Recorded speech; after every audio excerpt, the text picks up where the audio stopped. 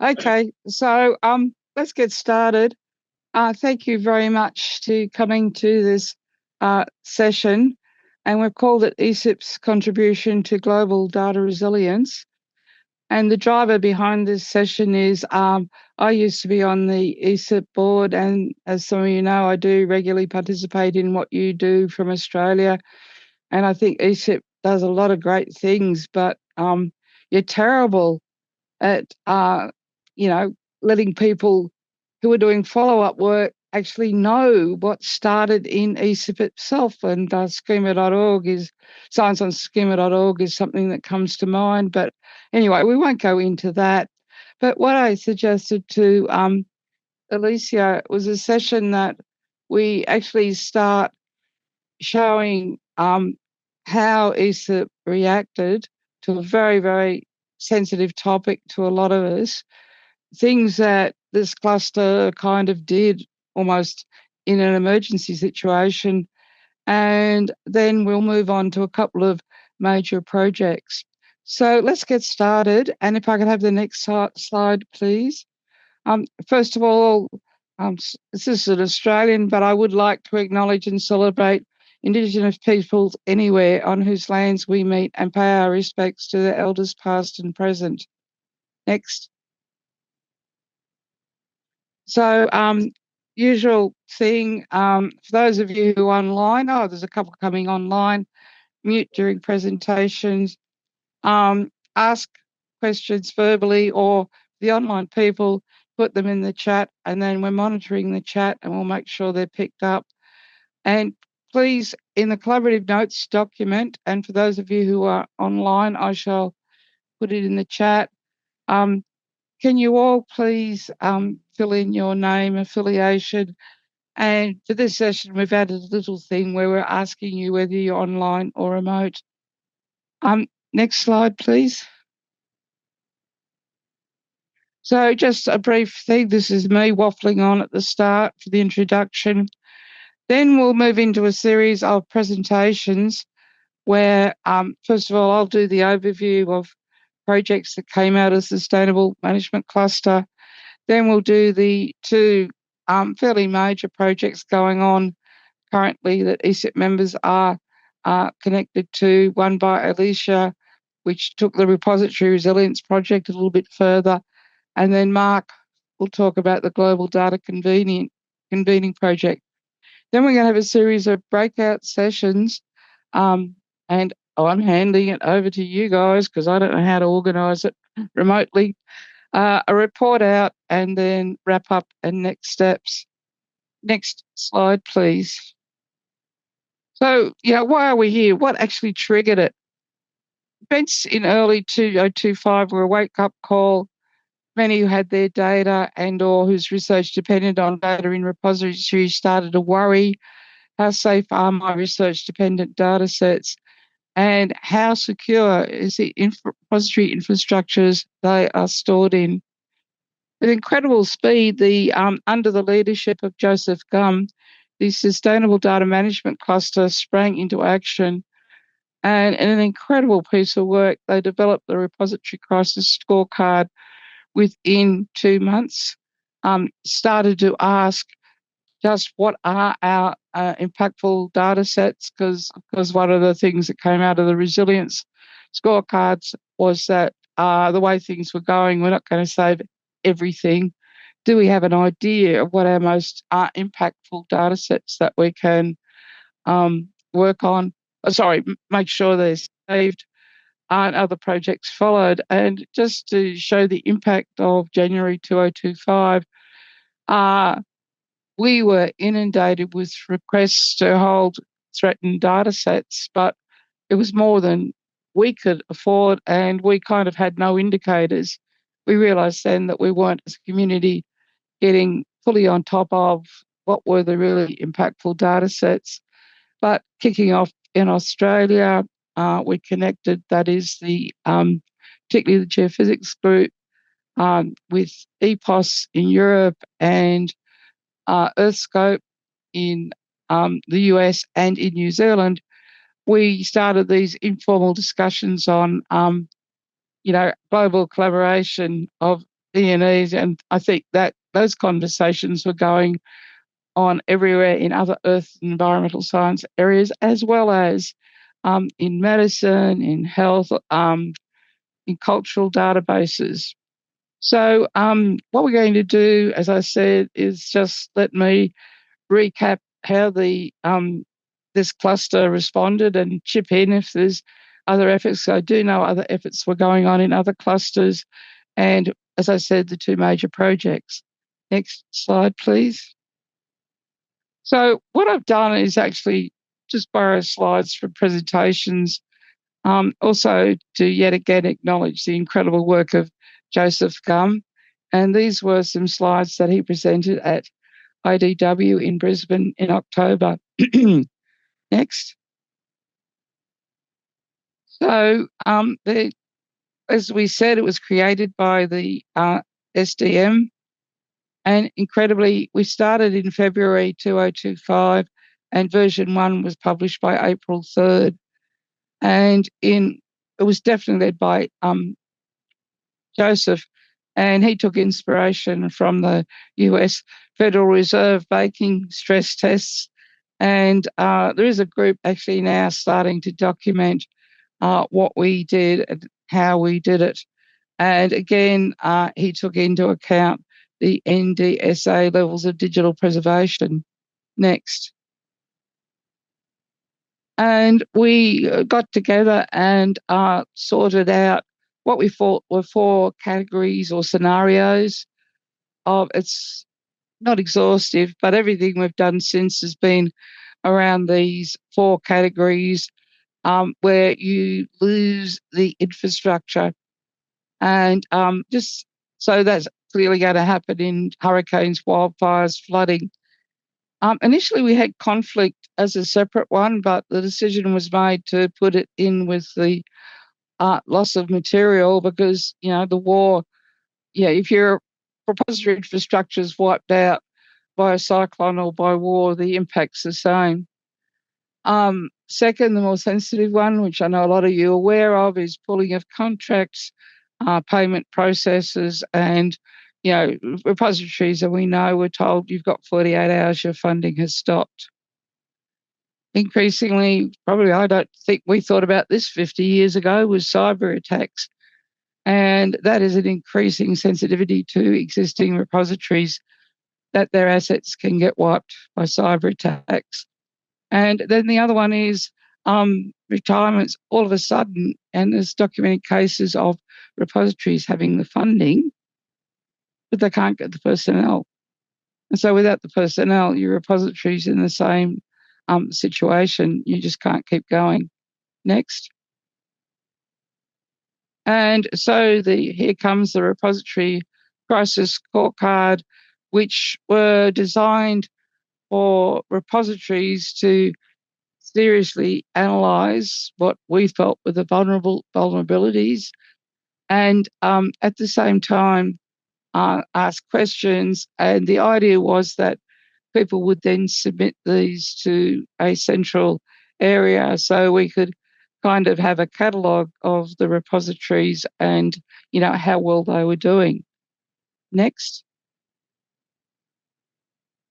And I don't know whether you can see it, but I just copied, we published it. We're now up to version 2, and that's what Alicia will talk about. But we got one out quickly in April, and there were some terrible typos and spelling mistakes. So we did that. Version 1 was a little bit more substantive in that we took time to clean it up. But the real point I want you to look at is that so far, over all versions, we've had 4463 views and 3,634 downloads. And I'd like to go, because this is in the ESIP partners Zenodo community. It'd be interesting to see how many other submissions to Zenodo have viewing and download scores like that. So I think this would be amongst our hot topic. So next. Now let's have the not so good news, because the submitted scores and responses, which kind of people wanted to have submitted so we can analyse and check whether as a group we could go through those 4 vulnerabilities and start to make sense of what are the key criteria for each one. Submitted scores are 44 for version 1 and 2 for version 2, which is, shall I say, a little bit of a discrepancy. And no responses. And so we started asking around, well, hang on, we know you're downloading and looking at this darn thing, but the feedback we got was it was useful as a self-assessment tool and a conversation starter, but people were genuinely worried about making their scores public in case refunders could, start to cut grants, or depository analyst says, oh, that's a terrible group, let's get rid of them. And so, again, Alicia will address this. From version 1, we got feedback. We need anonymisation of responses. Next slide, please. So this is another project that came out of this cluster because we were struggling with all these horrible stories from the repositories. But one thing was quite clear as you started to analyse the repositories, in the worst case scenario, some of them didn't even have a catalogue. They did not really know what their true holdings were. But what we were trying to track was, well, who's got the most valuable sets. So that led off to the next slide, please. Impactful data set nominations. Again, it was Joseph who led this. Next. And we were looking at it from the dimensions of, it has a positive impact on people. That's what the data set, or it's something that helps impact on physical systems, geophysical phenomena. And so we really need that data set, particularly if we are going to do global analysis. And then, of course, the ones that rely on social equity, economic good. And people were invited to nominate a data set. Next. Now, we changed pretty quickly because the idea was to work out the 100 most impactful. I think that was just too sensitive. But as it says here, whilst we're also doing the scorecard in March 2025, about 15 people from the ESIP were framing the nomination and selecting criteria. Then AGU advances editors-in-chief Alberto Graziella agreed to help filter this process.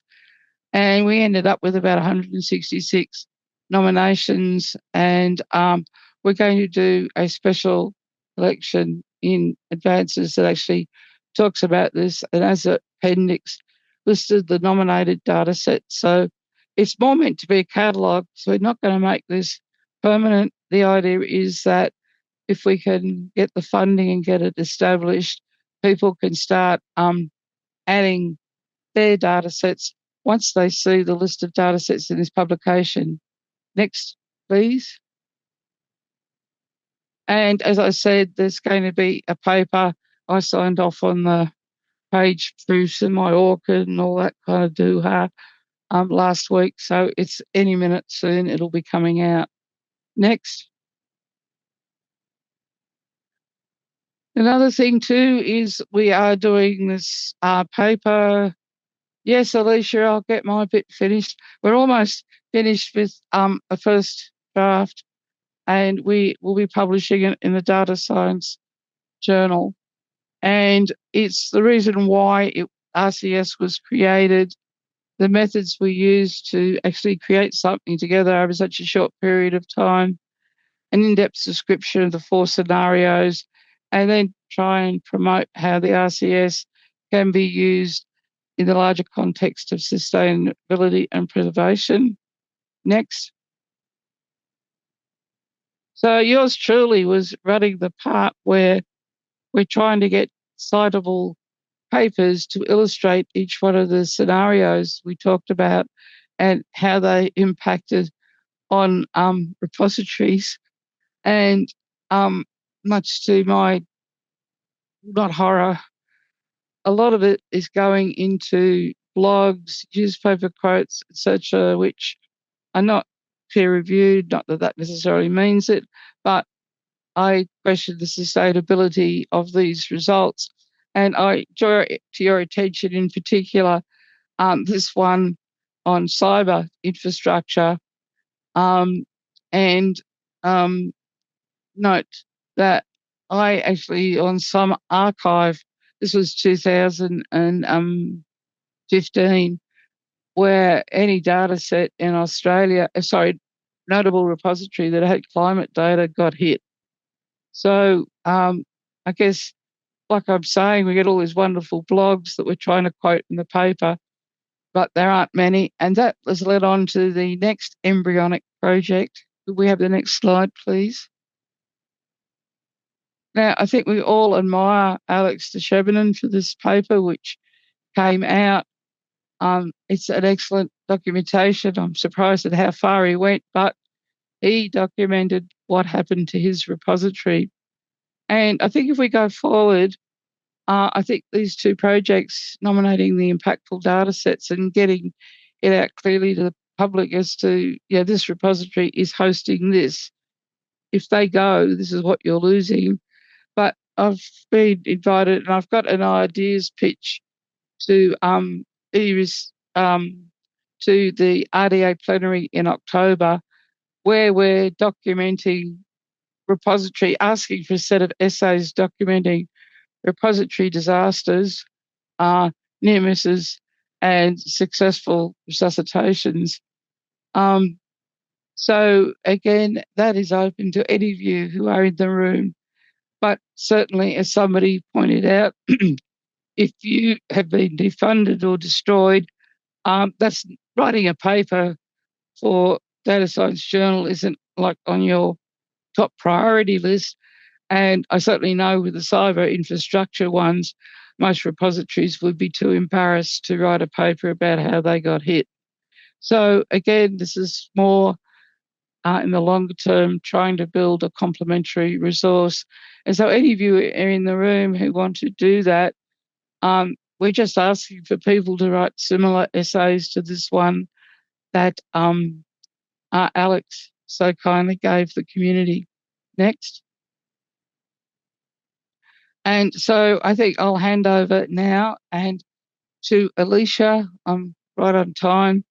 And then we'll follow with a 10-minute presentation from Mark. And I'm 1 minute ahead. I don't know whether there are any questions that people want to ask, but please let me know if I've left something off from the Sustainable Data Management Cluster. I tried to be thorough about what we've been doing in the last 18 months. And also, it'd be good to hear other success stories from ESIP. Thank you. But hi, everyone. I am Alicia Krall, ESIP's community director. So y'all have seen me moving around over the past week. But I was a member of the team behind the Repository Resilience Project that was funded by the Sloan Foundation, which was kind of the next step to some of the work that Leslie just described with the Sustainable Data Management Cluster. But today I'm going to provide a high-level overview of what we did and our findings. If you want more detail regarding the project, there is a recorded 1-hour webinar. Some of you sitting in this room have already seen it. So if you want to doze off for, I told you, Caroline, if you want to doze off for 10 minutes, you're welcome to do so because a lot of this content will be similar. But I have linked to that 1-hour webinar into the notes document if you're interested. And that was co-presented with my colleague, Talisha Sutton-Kennedy. So why did we do this project? We wanted to know what happens when individuals can no longer access the data they rely on. So what decisions become harder to make, what knowledge becomes harder to preserve. So this project, again, was launched in response to growing concern about the resilience of data repositories and build upon that work that was initiated by Joseph Gum and the Sustainable Data Management Cluster. The project explored several connected questions. The first three helped us understand what happens when data systems are disrupted. The last two questions helped us to surface the strategies that were already helping real repositories prepare, respond, and recover. So the project was not only about identifying risk, it was about understanding resilience in practice. So to answer those questions, the project brought together several forms of input. We shared and tested the repository crisis scorecards, gathering feedback and ideas for improvement. As Leslie mentioned before, prior to this project, that it had been very difficult to get folks to provide those responses back to the group. And then we also conducted surveys and focus groups about experiences with data disruption. We then looked across the survey and focus group input for recurring themes, and those conversations helped us understand the experiences and concerns behind the disruptions people were describing. And then the RCS submissions gave us insight into the current landscape of repository resilience across the participating repositories. And then we use that feedback on the RCS to help revise and improve the tool itself. And then finally, we published a white paper to share what we learned and shared strategies for strengthening repository resilience going forward. And that resource is also linked to in the notes document. So what did we find? Ultimately, that resilience is a systems property, depending less on any individual component than on how well the entire system absorbs and recovers from disruption. So the project found that repositories generally perform well during routine operations, but become vulnerable when multiple stresses occur simultaneously. So the strongest repositories are not those that avoid disruption, they are those designed to withstand it. So when you think of these repositories as a system, it becomes evident that a disruption rarely stays isolated, with one disruption having a cascading effect.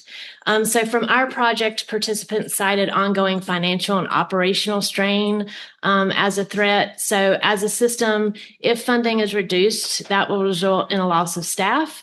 Those staff carry institutional knowledge with them, which is difficult, if not impossible, to recover. And then once staff are lost, your technical capacity becomes limited, which increases the fragility of your infrastructure and results in maintenance delays. And then if data access is interrupted for any users, this can ultimately lead to a loss of confidence and trust. And then that could feed even into more funding reductions. So one participant summarizes this as, I think funding stability is the existential threat due to those cascading effects. So all of our findings pointed to an extremely fragile system. The repositories many of us depend on are running with very, very thin margins. They patch things together with volunteer labor and limited funding, but there's rarely a plan for what happens when they run out. So analogy is a Jenga tower. So you remove one of those pieces and the whole system just collapses. And so again, quoting participants from the project, some systems are running with people on renewable 3-month contracts. So it's inherent that the system's going to fail if the critical staff are all on short-term contracts. And once these systems collapse, what was lost may be gone permanently. Sharing another quote, we're going to see a loss of information that will make the burning of the Library of Alexandria look like nothing, and it's going to happen before anybody notices. The ongoing losses of funding, staff, and the data itself have broader human and societal impacts. This quote was from a participant referencing digital artifacts only available in their institution's collection. But if our institution's budget goes away, if God forbid our institution closes, then all of humanity has lost access to that piece of our human prehistory, which may not exist anywhere else in the world and may not be replicable. There's also a lot of pessimism within the community. This quote was from someone when asked what supports, policies, or practices are most needed to improve resilience. In terms of policy, what can you do to prevent it? Nothing. We're completely at the point for policymakers that this is never going to be a make or break issue when it comes to elections. Nobody's going to say, but what is your position on research data repositories? But there's a lot of optimism as well. So, as this quote states, the people behind the system know what they are doing because they've been doing it for a long time. They just need the resources to make it happen. So, connected to that optimism, participants shared a number of strategies that we grouped into a few strategic priorities. The first is to reduce dependence on single points of failure. This can be done by diversifying funding or having multiple staff members sharing critical knowledge with each other.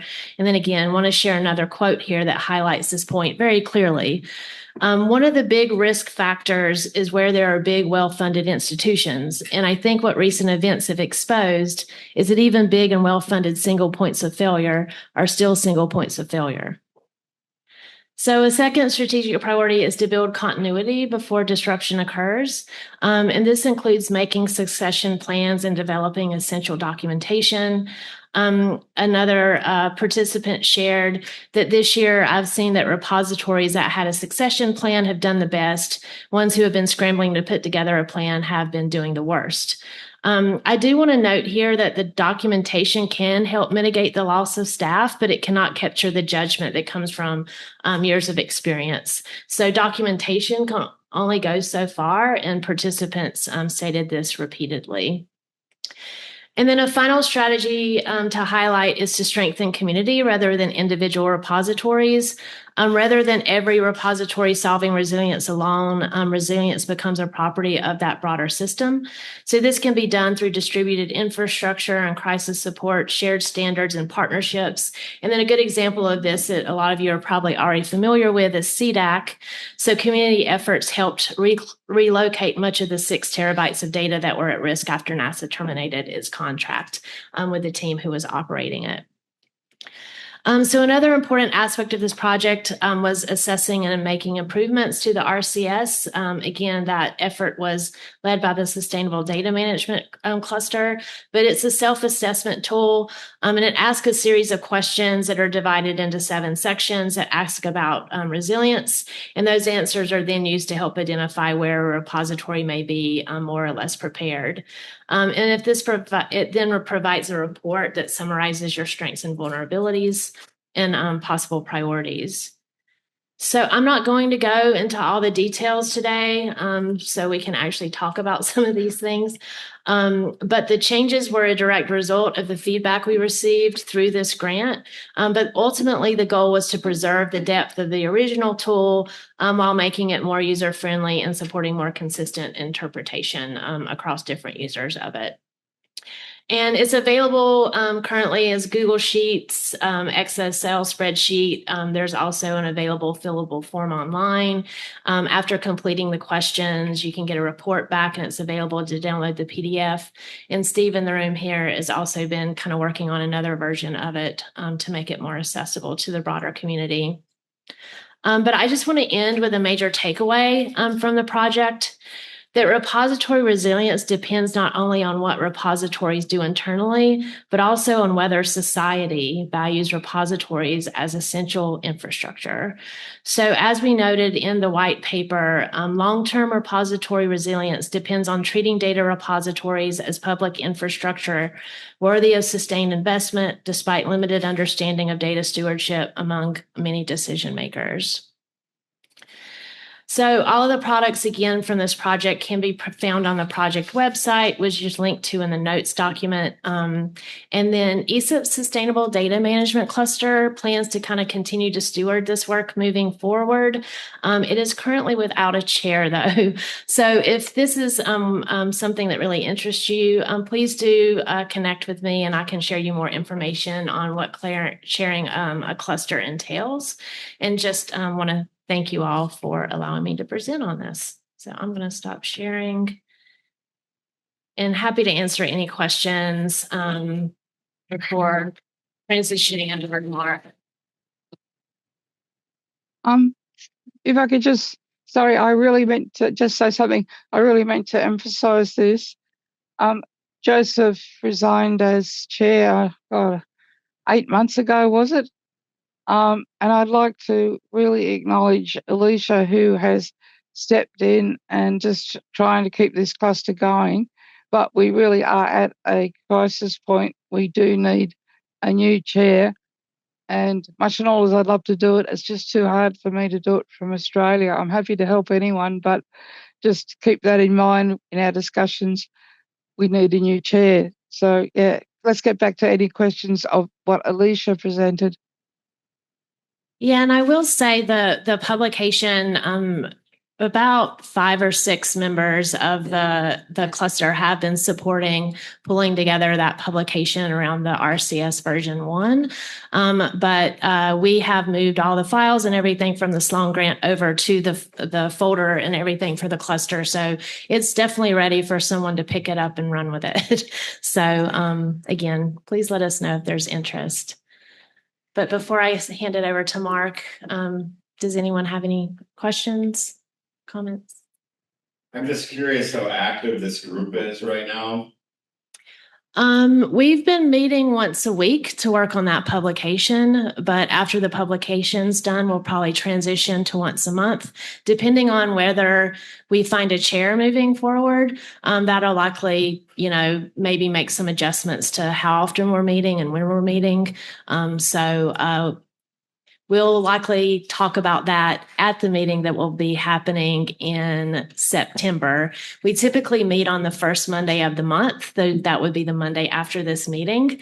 And so we canceled that meeting. So the next one's supposed to be that first Monday in September. So great. Thank you all. Thank you all. And I highly recommend you go check out the 1-hour webinar that Alicia talked about. It's excellent. I highly recommend you read the white paper that they wrote. It's excellent. And that last point that Alicia made of it's more than repository resilience, it's sustained infrastructure supported by society is critical. And that's really what is driving this project that I'm going to be telling you about, led by the American Geophysical Union, but really the work of more than 100 people around the world. So we call it Global Data Resilience. It's supported by AGU. There's the AGU staffers. I think most of you probably know Shelley Stahl. She's indefatigable. She is really carrying this forward. And then there's several of us who are been brought on as consultants to help facilitate that. The overall objective is to convene global data leaders and experts in Earth and space sciences. We're maybe backing off on the space bit. And to develop and begin implementing a roadmap for the preservation and sustainable management of data. So how should we be doing it? The current infrastructure for how we maintain and sustain data is inherently fragile, as the work that the RCS team has really highlighted, and we want to try and correct that. So AGU launched a meeting in Berlin back in March. There were 101 people in attendance, and a number of virtual participants, 10, 20 virtual participants. Had really diverse group of people, mostly North Atlantic countries, but some representation from Latin America and Africa. That's something we want to do more of, is reach out to more countries. And the basic results of that meeting was that we developed charters for 10 task groups that I'll tell you a little bit about, and started identifying who really needs to be part of this. We identified the co-chairs for that, and there's a press release if you want to read about this. And so that was the kickoff. This is a slide from Shelley, and I think it's actually telling that she put a picture of Ben Sychek, the AGU president, and Janice LaChance, the AGU CEO there. They were there the whole week. And it was a full week. It was a pretty intense meeting, but it really highlights AGU's commitment to this. They see this as, I think, is really critical. I guess I should say we. I'm a contractor to AGU. But the basic idea is that we want to have prepared and agile, crisis-ready repositories supported through a mutual aid network, maybe a better term, I don't know, reciprocity network. We want to have diversified income streams, new business models, this single point of failure that Alicia highlighted. We can't have that anymore. We want to be inclusive and equitable. This is a global issue. We're having this crisis in the United States, but it is not just a US problem by any stretch of the imagination. And then there need to be the technical solutions to make sure that it's easy to transfer data, that data are easily accessible, that data can be in a distributed environment. And then some sort of neutral international organization. We're hesitant to create a new thing right out of the bat. But a consortium, a coalition, a community sustaining and governing this all. And so this is the general timeline. We'd refined the task group work back in May. We're now developing roadmaps. The task groups develop project plans. We're now in this phase, July, August, where we're going to start stitching the different project plans from the 10 task groups together into a more coherent roadmap. That will be, and then start implementing that. We're also been working to engage industry. Sean Connaughton at AGU has been having a lot of one-on-ones. It's going to be setting up a roundtable of industry participants because we see them. This has to be a multi-stakeholder thing. Government is not going to government is always going to be part of the equation, but it can't just be government is part of what we're recognizing. So that includes industry, that includes civil society, that includes philanthropy, the whole gamut. But anyway, we have these. Well, I'll just go to it rather than yeah, we did a lot of work. It was fun. These are the 10 task groups. I won't read through them all. You can read them yourselves. The idea was in the Berlin meeting, we came up with these targeted task groups. They existed for about 2 months. They all came up with project plans. The goal now is to stitch those project plans into a more cohesive roadmap, laying towards this more sustainable future. AGU is well positioned, and there's already good interest that we can probably get more funding to continue to support this. Now, this isn't going to be like funding to support repositories. It's going to be what Shelley calls surge funding to carry this forward. But a critical piece of all of this is rethinking the business models and how we come up with improved business models on this. And so that includes this multi-stakeholder approach I mentioned, but also we need to be thinking of more creative approaches. If you saw Jed Sunderwall's talk at the last ESIP, he was talking about co-ops as an option. We could be thinking about trusts. We need, there are other options, but the point is not this single institution funded by a single source as this single point of failure. That doesn't sustain. So, but I wanted to highlight these 4 of these task groups. Each one of these task groups in their project plan actually mentions ESIP. And explicitly calls out the RCS work and the work of the Sustainable Data Management Cluster. So to just say a little bit more about them. So interoperability, this is pretty tightly scoped interoperability. Interoperability is a big thing. This is the necessary interoperability you need to make sure that you can move data, that you can have data in a distributed environment. So it's just sort of a minimal practical core of standards and relevant vocabularies. Asset transfer and crisis preparedness, those really are very much in line with the RCS work. So the asset transfer is sort of like how to do the transfer, and the crisis preparedness is sort of the what. So the crisis preparedness is talking about this crisis preparedness kit that a repository would have in place, sort of your disaster response kit, and data delivery packages if you had to do an immediate transfer because of some particular crisis. Whereas asset transfer is thinking about different scenarios, different types of disaster scenarios. We've been focusing on funding cuts, but it could be wildfire, it could be a lot of different things. And what would that sort of minimum viable transfer be? If you saw Doug Schuster's talk earlier in the week, that's what they were working on, and Tom as well. That in terms of they're talking petabytes of data. What is this minimum viable product that we have to transfer? Test cases, fire drills, that sort of thing.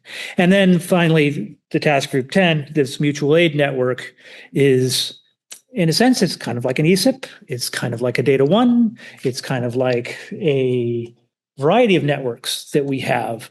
But the idea is that we need to be working collaboratively. There was also the Stronger Together session yesterday.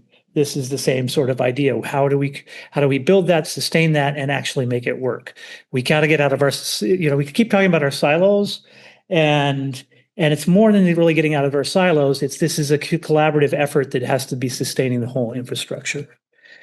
So that's all I've got. That's where we are now. Like I say, we're stitching these together into a roadmap.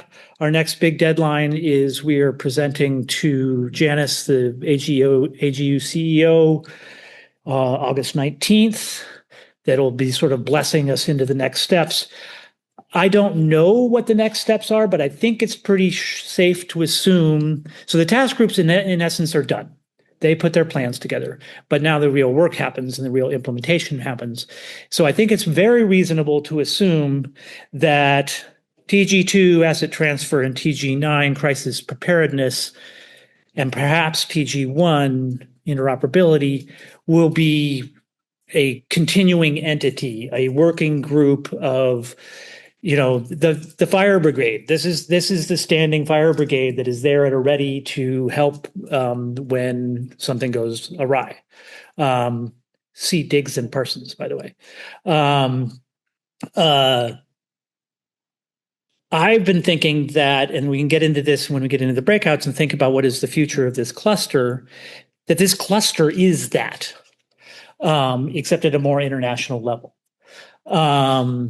And the TG2 asset transfer is currently chaired by Adam Ledbetter and Graham Parton, both of who are in the UK. Adam is in an oceanographic data center. I forget where Graham is. TG9, the crisis preparedness, is currently chaired by our good friend Doug Schuster. His colleague Riley, what's Riley's last name?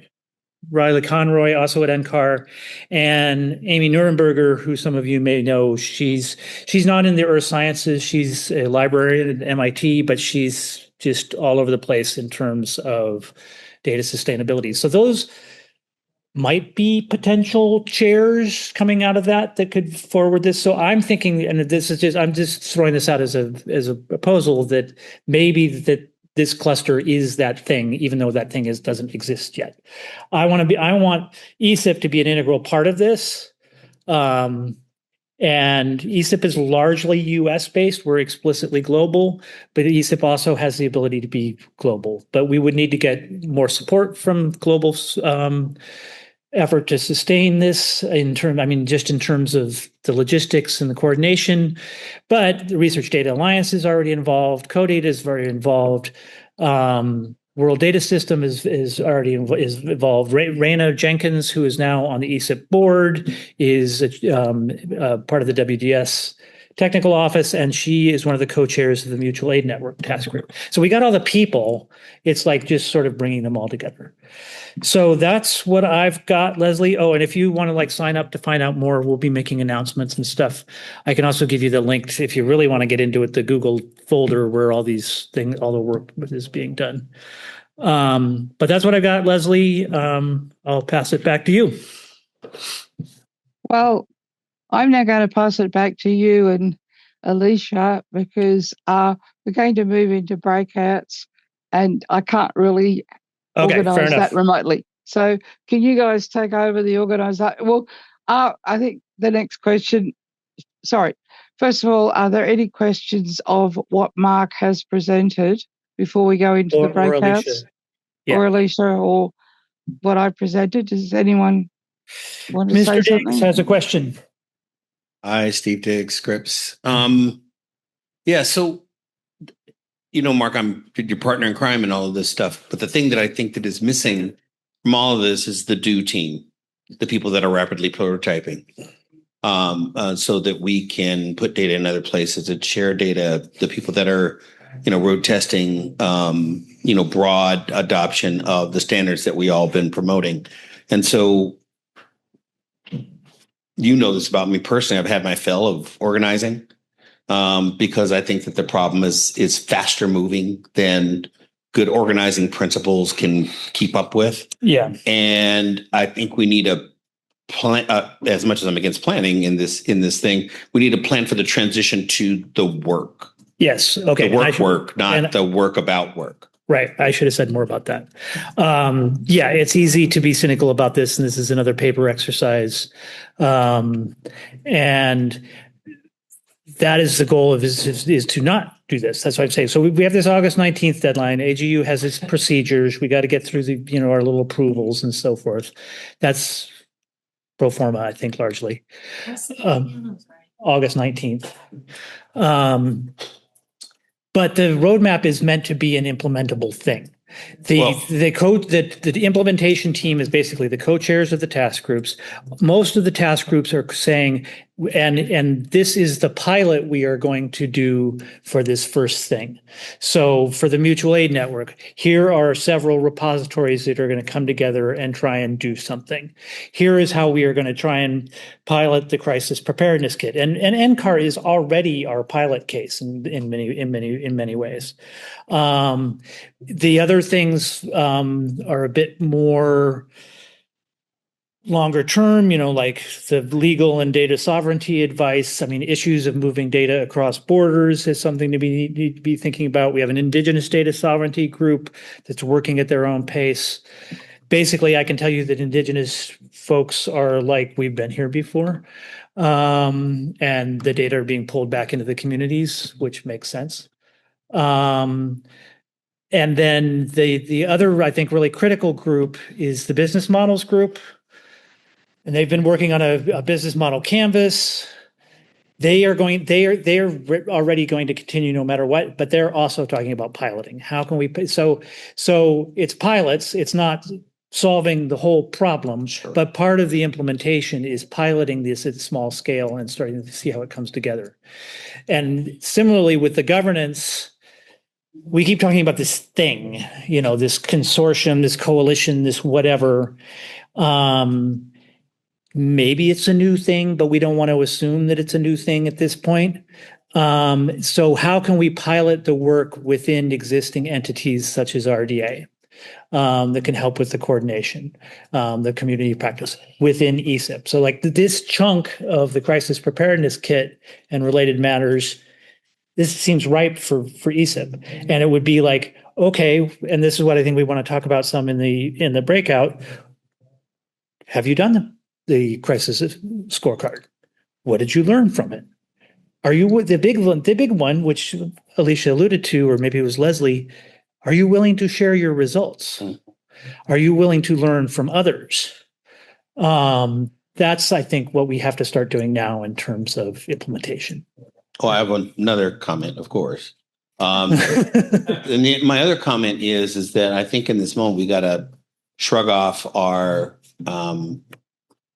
allergies to collaborate with one another. For instance, I mean, I'm connected to this effort obviously through you and you reached out, but there's a Near Climate Exchange is working on the same problem. Keeling Curve Foundation is working on the same problem. And the funders come to each one saying, I want to fund your effort. It's not your effort. I mean, what we're trying to do is solve a community problem. And I don't see AGU trying to own it. And I hope that continues, because the path forward, the successful one, is that we get together early and stop worrying about whose turf and credit and more worry about how far we're getting the ball down the field. Right. So that's something I also should have mentioned that I didn't talk about. You might have seen in the timeline, one of the things was a landscape analysis. And so it's not necessarily a landscape of repositories per se. That's a big project. It's probably necessary, but it was a landscape of all the global data resilience efforts, or the data resilience efforts. And I was charged with doing that. And basically all I had to do was do a landscape of landscape analyses, because there are many of them. Of note, invest in open infrastructure. Catherine Skinner at Invest in Open Infrastructure identified 80 plus projects that are being funded primarily by philanthropy, working on some sort of aspect of data resilience. She's not able to share all her full database because some of these funders want to remain private. But her basic analysis of the 80 some projects was that most of the money is either going to targeted data rescue efforts. A lot of it is going to planning strategic efforts, kind of like this one, or advocacy efforts, particularly in terms of environmental justice, because that's a lot of the data that's being killed is data that can be used for environmental issues. And very little of it is going to actual supporting infrastructure. And when IOI talks about infrastructure, they really mean like the low level types of stuff. And they have a sort of a scholarly communications bent. So they talk a lot about like clocks and locks. But that said, we could learn a lot from the library community in all of this. New York Climate Exchange has also done a landscape analysis, thanks to Steve Diggs. The Public Environmental Data Partners, I think that's what they're called, who are members of ESIP, actually. They did a landscape, but they're very much focused on this sort of advocacy, environmental justice aspect. All these groups are coming together, hosted by the Center of Open Science, at the AGU building in October to figure out our freaking swim lanes and what our respective roles are. The AGU project, I think, is unique. Maybe unique too strong, special in one, it's global focused. Most of these things are very US focused. And it's earth science focused. A lot of them are earth science focused, but we actually have connections to the repositories, and the researchers, because they go to AGU and there's the informatics section and there's this tie to ESIP. So I think that's the strength that it really brings. And so that's another effort trying to bring some cohesion to this. And then I finally have to give a little plug. The Center for Open Science project is called the Coalition for Resilient Research Data Infrastructures. So this was we've just released our strategic plan for calling for a very similar sort of thing as to what AGU is laying out, but it's much more focused. It's not earth science focused. It's all domains, but it's much more focused on federally funded U.S. data. It's funded by the Robert Wood Johnson Foundation, whereas the AGU effort is funded by the Hewlett Foundation. So yeah, there's a lot going on, I guess, is the point.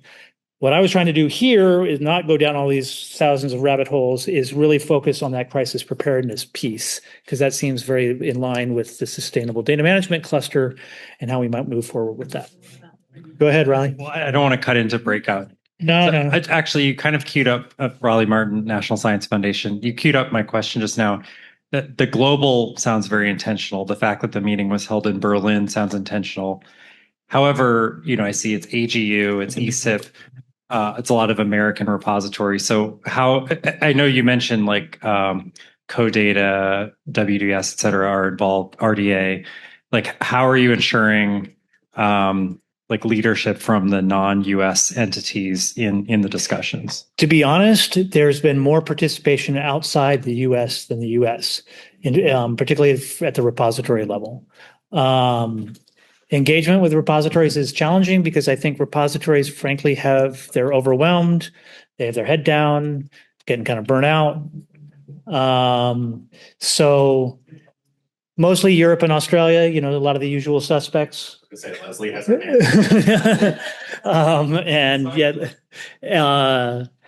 hand. But that is part of the strategy, is to further engage internationally. We need to be talking to EGU and JPGU and the African Open Science Platform, and so that's sort of on our list. But right now, it's actually surprisingly international. But go, Leslie. I was just going to confirm, Riley, I'm also co-chair of Task Group 10 with Raina, and like, people in the US were interested in what we were doing, but to get them to participate in the group, they just didn't have time. The same thing happened with the Indigenous group, task group. I'm also on that.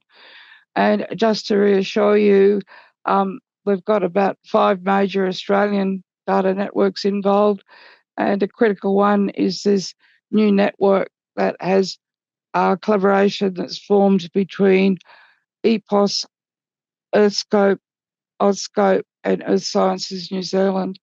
So there's definitely a global affiliation in this area.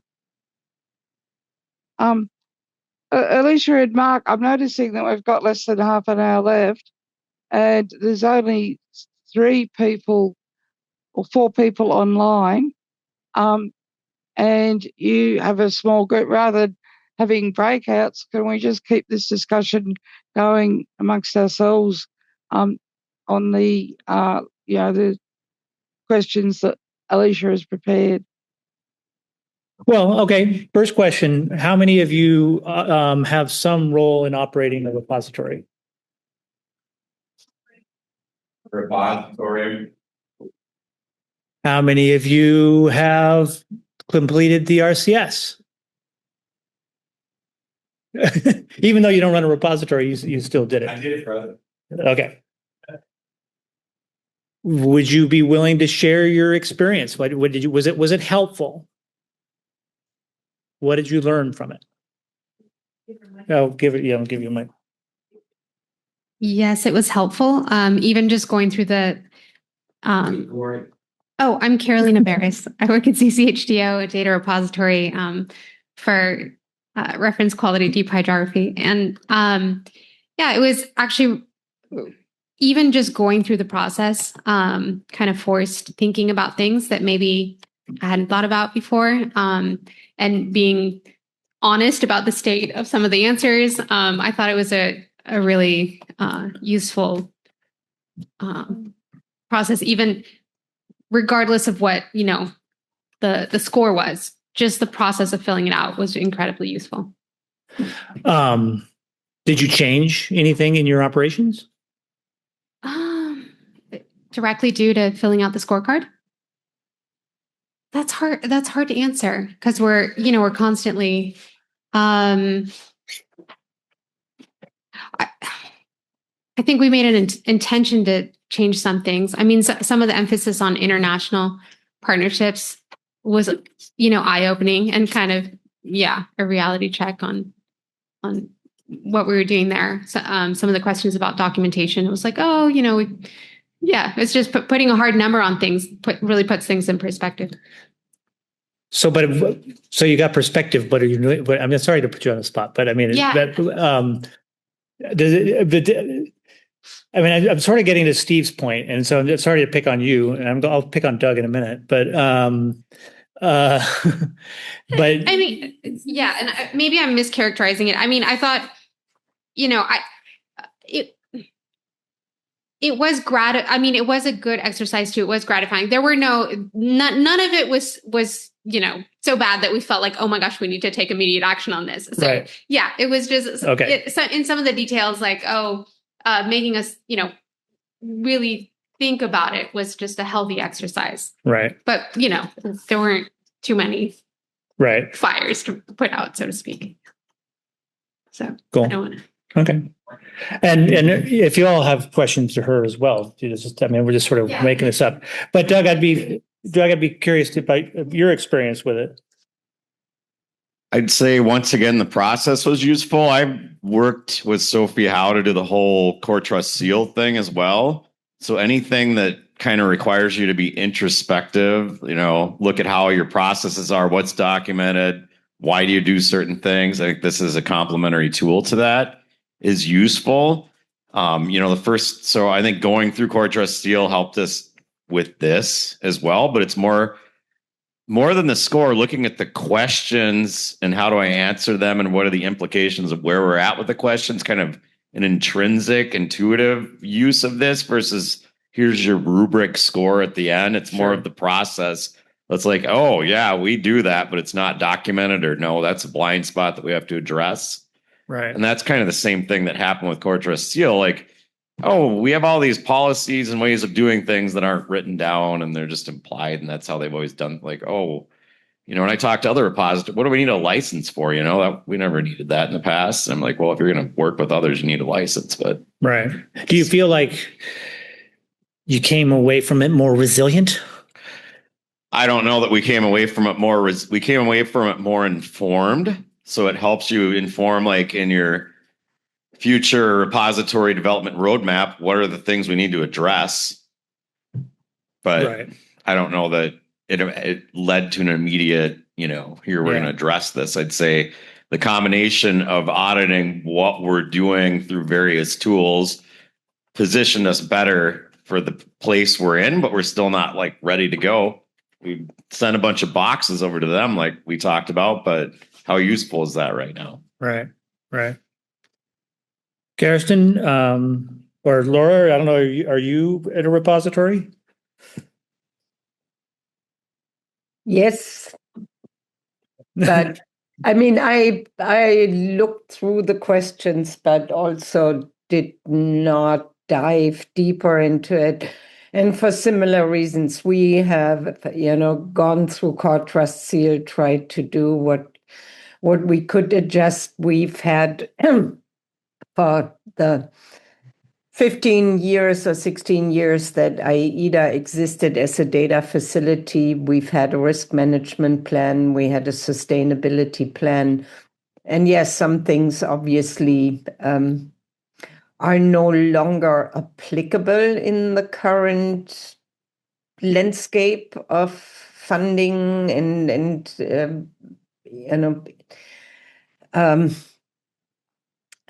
backup solutions, so to say. But I think that in general, the crisis scorecard, I'm never quite right with the acronym, is a really important aspect that, I wished I had when I had to put together a risk management plan and a sustainability plan. So, yeah. That's good to hear. Yeah.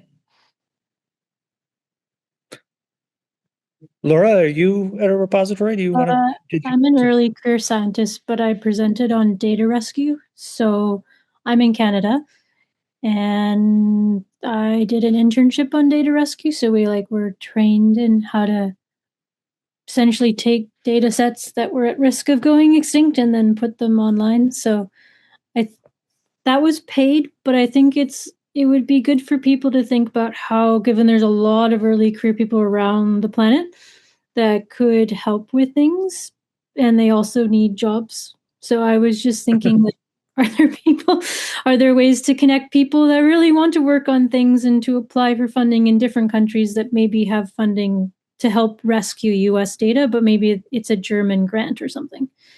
Canada is also having a lot of funding cuts, so it's brutal. Yeah. It is. Yeah, it is. Leslie, I see you have your hand up. Just a quick one, Mark. Actually, we did this at our last Hub and Spoke meeting where we went through online as a group of about 6 or 7 repositories going through the RCS, and I think the most common comment that came out was, "Oh my God, I hadn't thought of that. Oh, gee, we need to pay attention to that." Now, whether they then went and put it into action, but it's kind of like, as Kirsten said, it was a systematic list that you could go through, even if you weren't, wanting to fill it in and submit. So that's why I think it's actually had so many views and downloads, but people are seeing value in it as a self-assessment tool rather than, filling it in and contributing to it. Back to you. Okay. Yeah. I think, well, as Doug said, I think the point is not the score per se. And I think that's maybe what makes people a little bit put off by it and more reluctant to maybe share their experience because oh, we got a C+. And nobody wants to advertise that they're just a C+ repository. And you could say you got an A+, but the point is that self-criticism and to really be thinking through these issues that maybe you didn't think about. So it seems to me that it would be really helpful for people to be able to share their, what did you learn from the experience? What was some of the gaps you uncovered or things that you hadn't thought about, which maybe turns us to our second question, except now it's gone. Well, go ahead. No, it's just, I think you're looking at another document. I'm looking at what you're looking at, Okay. but I don't have any control over it. I was well, so maybe it may. I was just taking. I'm winging it. Is what's Yes. happening here. And I did not know I was going to be leading this session. I didn't know I was going to be speaking in this session a week ago.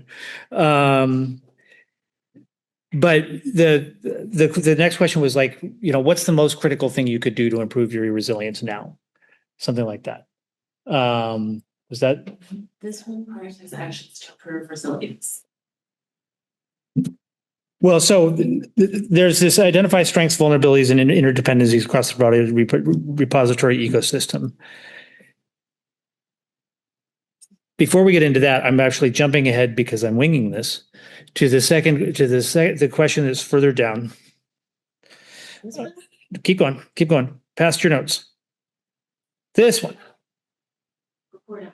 Oh, it's a report out question. Okay, but it's still, I'm rephrasing this question. So, okay, y'all, we've had 3 groups that did the RCS. What was your sort of top takeaway what was your thing that, what was your aha moment that you think was strengthening your repository, or maybe what was a gap that needs to be addressed? Like, Doug, you're working on this crisis response kit, so that I presume that's partly in response to what you learned.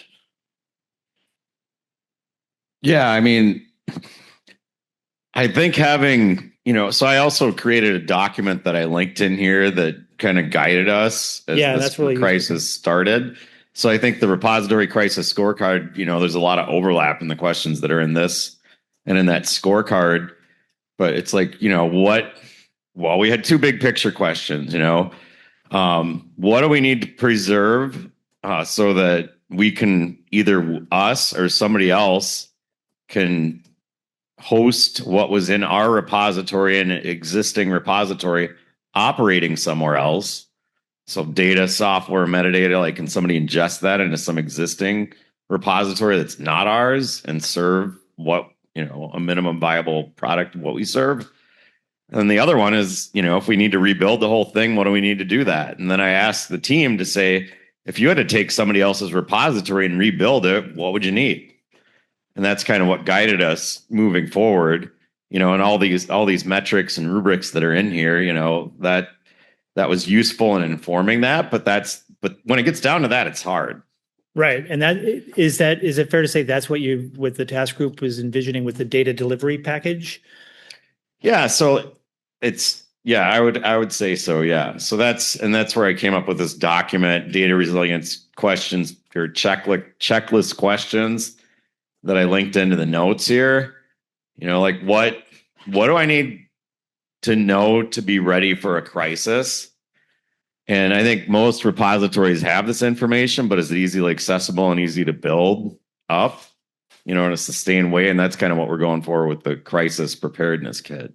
Right.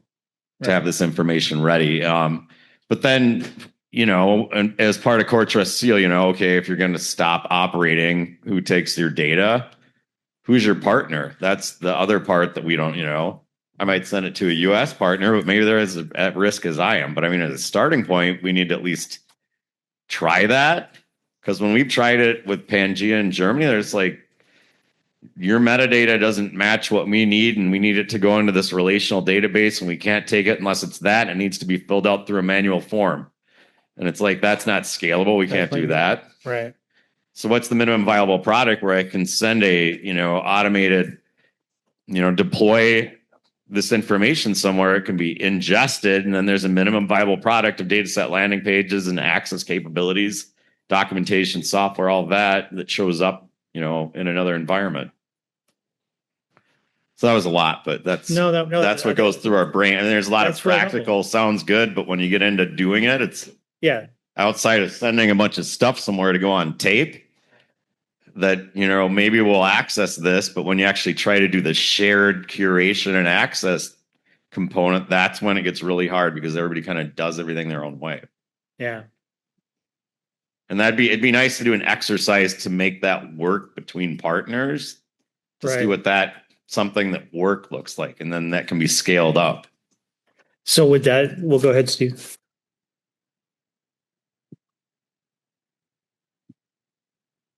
Yeah, I mean, Doug is talking about exactly what I'm finding is that the planners do elaborate plans and they try not to leave stuff out. But I think as Doug will attest to, and Jen will back up, a lot of that stuff goes away in practical implementation. You stop worrying about a lot of things. And this is my concern is that we're burning dollars and time being complete when we need to be active and logging what we're doing and trading these things around. And I realize that's resource intensive as well, but that's where the game actually is, because if everything stops today on forward motion and all we have are plans and then it all falls apart, that ends up on the ash heap of history of stuff that we woulda, coulda, shoulda. And so my personal life experience says act when you know the problem starts. Well, just like an emergency room, you don't go in and say, you know, let's evaluate the patient and see how things turn out. They immediately figure out what they're doing because the patient is bleeding out. And I think the difference is that we don't really believe the patient is bleeding out. We think we have time.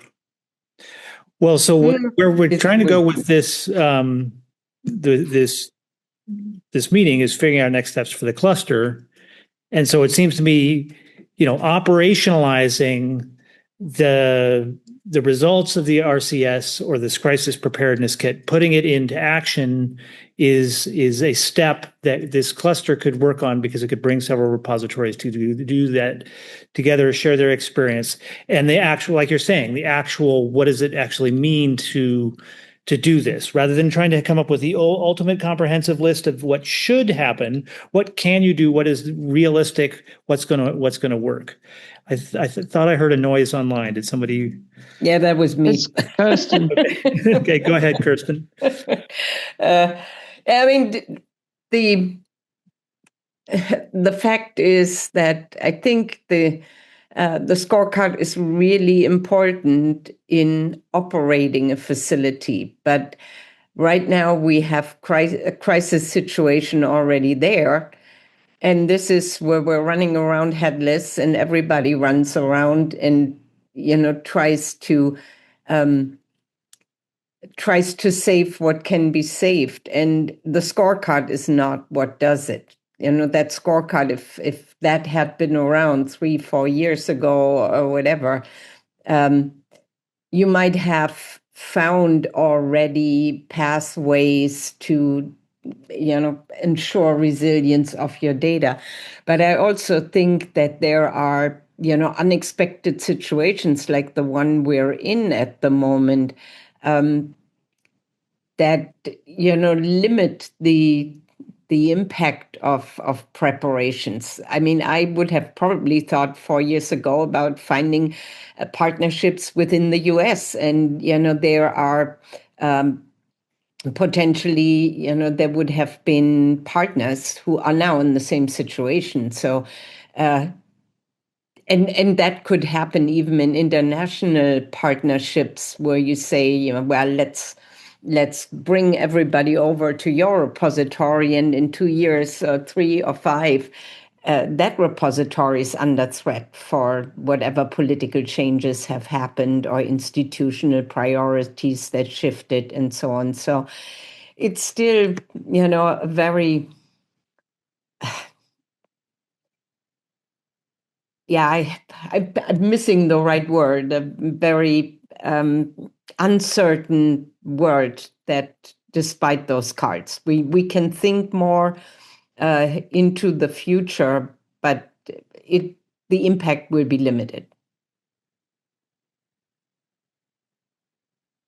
Okay. Did you have a comment, Steve? No, I was just kidding. Okay.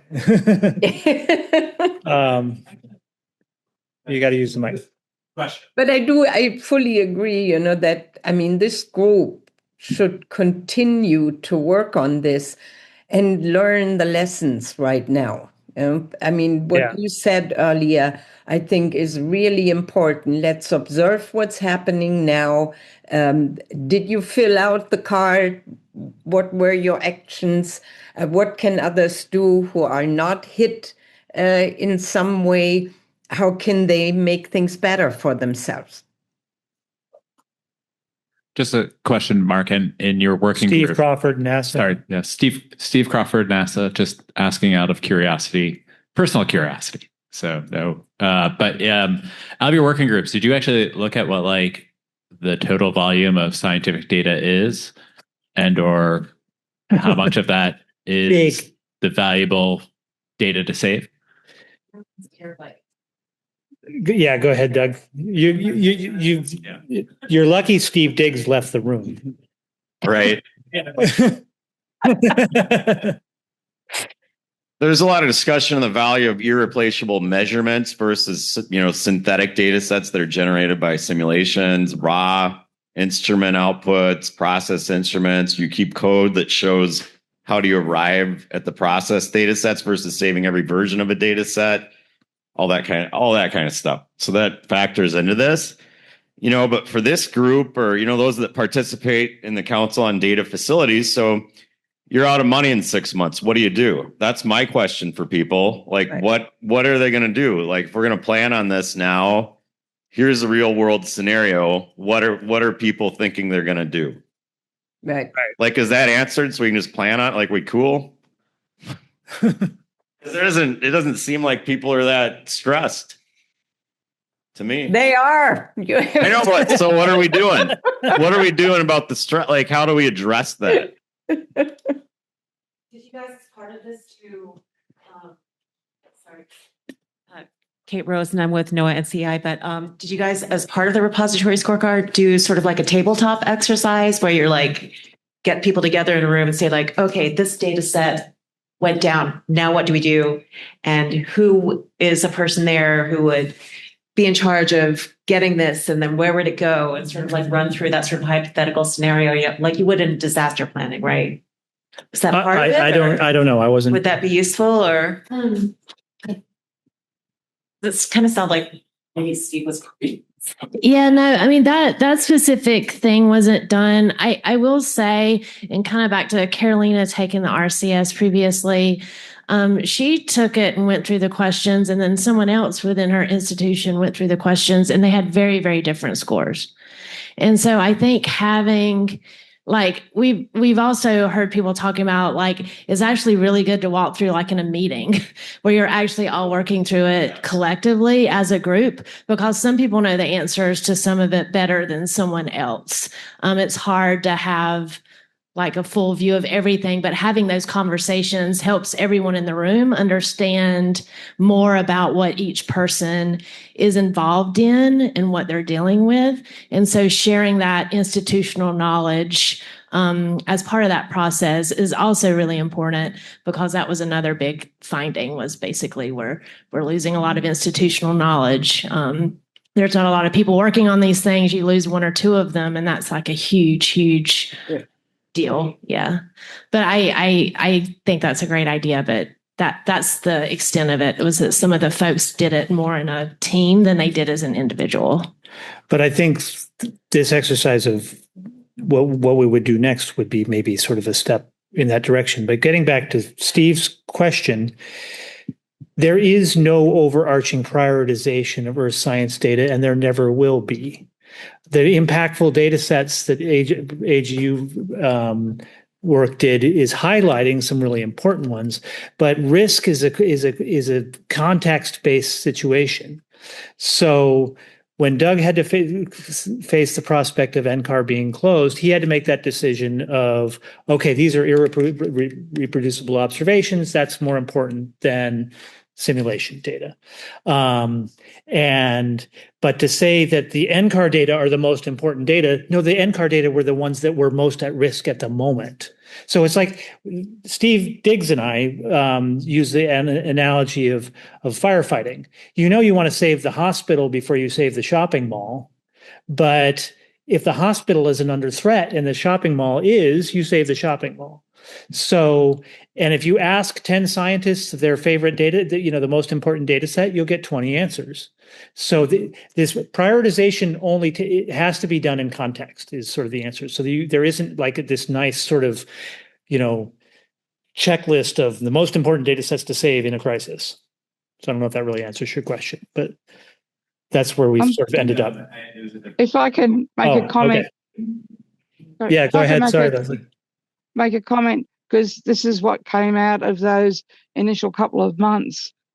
Prioritization across the globe is not our role, but what was staggering in some repositories was prioritization within those repositories. And some of our respected repositories, unfortunately, do not have a full catalogue of what their assets are, and neither do they know whether that criteria, they don't know in the catalogue, if they have one, what are, as Doug referred to, the primary data sets versus the copies and multiple copies that they've allowed to creep in. And it's so fundamental that we have now approached a data site, because there is actually no metadata element in any one that we could find that actually specifies this is the primary data set. This is the initial one that at all costs it should be prioritized within a repository to highlight this needs to be saved. Right. There's the question of the authoritative copy. There's several things. Do you have a catalog of all your holdings? Do you know which of your holdings you are considered the primary steward? Do you know who are using your data? What is going to break if that data disappears? Which of your data, even though you may not be the primary steward, systems may still break because you take your data offline. Maybe it's available from a different center, but you have a whole bunch of systems that are dependent upon your version of the data set. All those questions have to be answered. So, does that get more to your question, or maybe we're off completely? Oh, no, I was just asking about the volume. Oh, I don't think the volume of data. What is the volume of? And you can make it two questions, but like, what's the total volume of scientific data? And what's the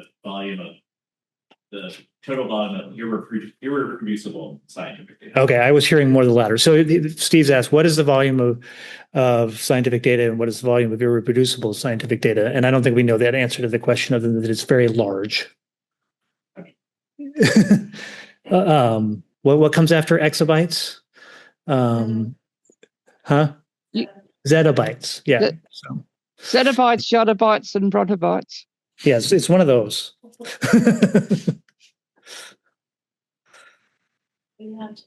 So we only have a few minutes. It sounds like there is interest if we can identify a chair, which I will make some follow-up conversations with some people to maybe work through, some actual reality exercises of, okay, what did you learn something from the RCS? What are you going to do? How do you prepare this crisis preparedness kit? What does it mean in actual action? How do you and maybe it could just be a relatively small group. It could be just, a handful of repositories working through this to say how they would do this. That'd be nice if we could, the CDF group, can we pull some volunteers from there? That's a great source. Yes, that would maybe. They're all one. There's smaller ones where we can just test it out. What's feasible? Doug is suggesting we pull volunteers from the Council of Data Facilities. Of the repositories we have here online and in the room, is there interest in doing this? Doug's interested. Yeah. Tax interested, as I think Doing y'all are already doing it. It's already service. That's where I want to try it. Say that again. Through two production repositories. Two production repository services. Yeah. Kirsten, did you have a comment? No, I just said I would be happy to join to the degree possible, right? I mean, there's obviously. Okay, well, I will carry this forward, at least in the HU context. I will talk to Alicia about how we would do this within an ESIP context. Perhaps we can identify a champion who will pull this forward, because it can't really be me, unfortunately.